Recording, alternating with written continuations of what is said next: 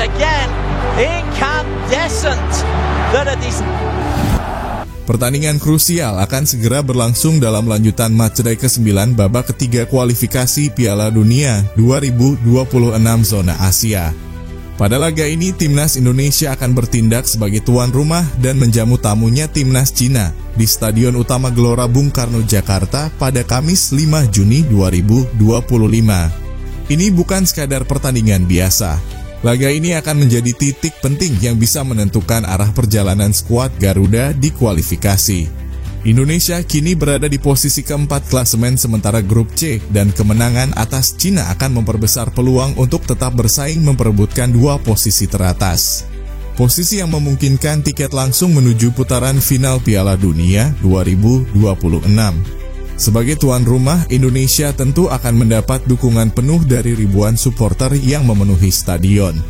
Hal ini menjadi salah satu keunggulan yang harus dimanfaatkan semaksimal mungkin oleh para pemain. Atmosfer GBK yang begitu hidup dan penuh semangat diharapkan mampu memberi energi tambahan bagi tim asuhan Patrick Kluivert. Namun lawan yang dihadapi bukan tim sembarangan. Timnas Cina meski saat ini berada di dasar klasemen, tetap menjadi lawan yang patut diwaspadai. Mereka datang ke Jakarta dengan beban dua kekalahan beruntun dan kondisi ini membuat mereka diprediksi akan tampil habis-habisan demi meraih poin dan menjaga harapan mereka tetap hidup. Pelatih Patrick Kluivert menyadari bahwa laga ini bukan hanya soal bermain di kandang, tapi juga soal konsistensi, disiplin, dan mental bertanding. Ia telah menyiapkan strategi terbaik agar para pemain bisa tampil maksimal dan meraih hasil positif. Kluivert juga menegaskan bahwa semua pemain harus tetap fokus dan tidak boleh menganggap remeh lawan dalam kondisi apapun. Formasi 3-4-3 diperkirakan masih menjadi andalan utama Patrick Kluivert. Formasi ini memberikan keseimbangan antara serangan dan pertahanan, serta memberi ruang bagi para pemain sayap untuk tampil lebih ofensif. Dukungan dari lini tengah juga sangat penting, mengingat Cina memiliki pemain-pemain dengan postur kuat dan permainan cepat. Berikut ini adalah prediksi susunan pemain Timnas Indonesia melawan Timnas Cina pada laga ke-9 kualifikasi Piala Dunia 2026 zona Asia. Di sektor penjaga gawang, posisi ini diperkirakan akan diisi oleh sosok yang sudah lama dinantikan kehadirannya oleh pecinta sepak bola tanah air, yaitu Emil Audero Mulyadi. Pada laga penting melawan Timnas Cina tanggal 5 Juni nanti, absennya Martin Paes tidak membuat pelatih Patrick Kluivert panik atau cemas. Sebab kini Indonesia memiliki Emil Audero, penjaga gawang berpengalaman yang telah malang melintang di kompetisi sepak bola Eropa, khususnya di Liga Italia. Emil bukan nama baru dalam dunia sepak bola. Ia pernah memperkuat klub-klub besar seperti Juventus, Sampdoria, dan Inter Milan. Kini untuk pertama kalinya ia akan menjalani debut bersama Timnas Indonesia. Debut ini tentu menjadi momen spesial baik bagi Emil secara pribadi maupun bagi tim nasional secara keseluruhan. Emil datang dengan latar belakang dan pengalaman yang kuat dan diharapkan bisa menjadi pilihan utama di bawah mistar gawang Garuda. Dengan jam terbang yang dimiliki, Emil sudah terbiasa menghadapi penyerang-penyerang top dunia. Ia memahami tekanan pertandingan besar dan tahu cara menjaga fokus di situasi genting. Melawan Cina yang memiliki karakter permainan cepat dan agresif, Emil menjadi harapan besar untuk menjadi benteng terakhir yang tangguh. Di lini belakang, Emil tidak akan sendirian. Ia akan mendapat perlindungan dari trio back tangguh yang sudah cukup sering tampil bersama, Rizky Ridho, Jay Itzes, dan Justin Hubner. Ketiganya merupakan kombinasi yang telah teruji. Sejak mereka diturunkan secara bersamaan, pertahanan Timnas Indonesia tampil jauh lebih solid. Hanya satu kekalahan yang tercatat saat mereka bermain bersama, yakni saat melawan Jepang, tim papan atas Asia. Di luar itu performa mereka konsisten dan nyaris tanpa celah. Kehadiran tiga back ini tidak hanya memberi rasa aman, tapi juga kestabilan dalam organisasi pertahanan. Mereka saling memahami peran masing-masing, tahu kapan harus menutup ruang, dan tahu kapan harus keluar dari zona untuk melakukan pressing. Ketika salah satu dari mereka absen, ketidakseimbangan kerap terlihat seperti yang terjadi saat menghadapi Cina di pertemuan sebelumnya dan saat berhadapan dengan Australia.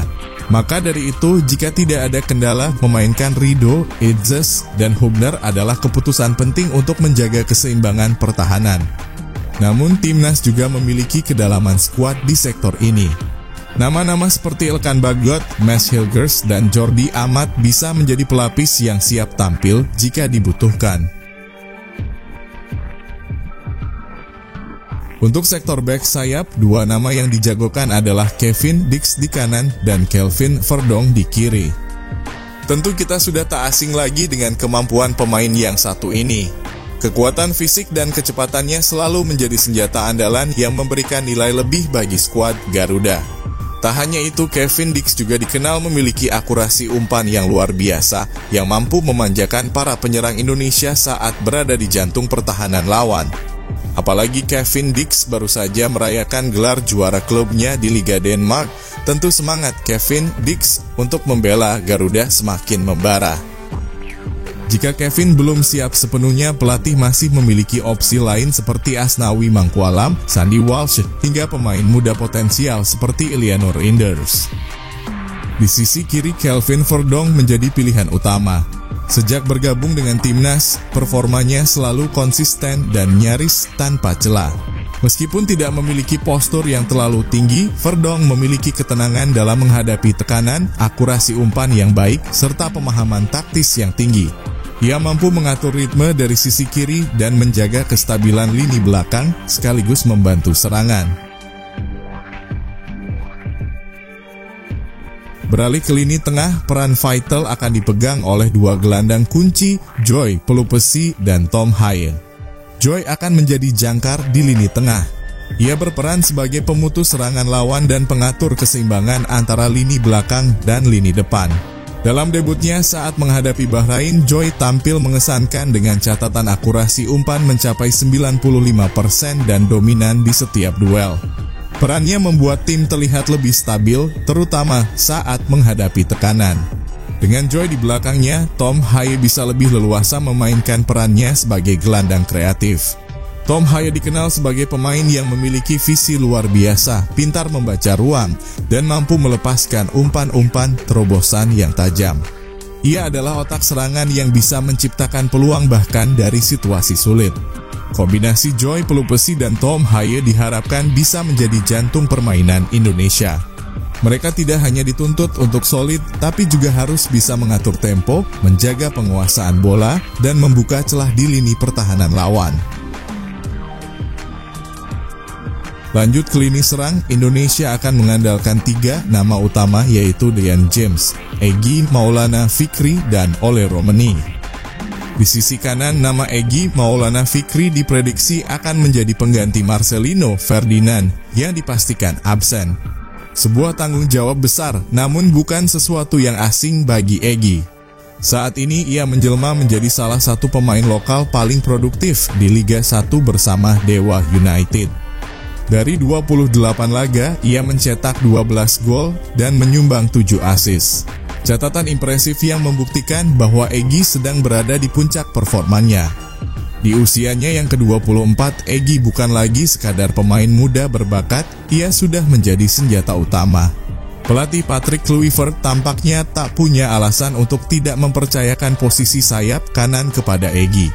Ia tahu cara menembus pertahanan dan menciptakan peluang.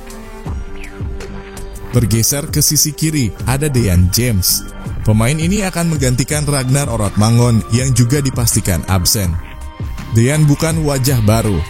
Ia sudah mencicipi atmosfer panas saat melawan Australia dan menunjukkan potensi besar. Yang membuat Dean istimewa adalah komitmennya. Ia bukan tipe pemain yang hanya menyerang tanpa arah, dia juga rajin membantu pertahanan.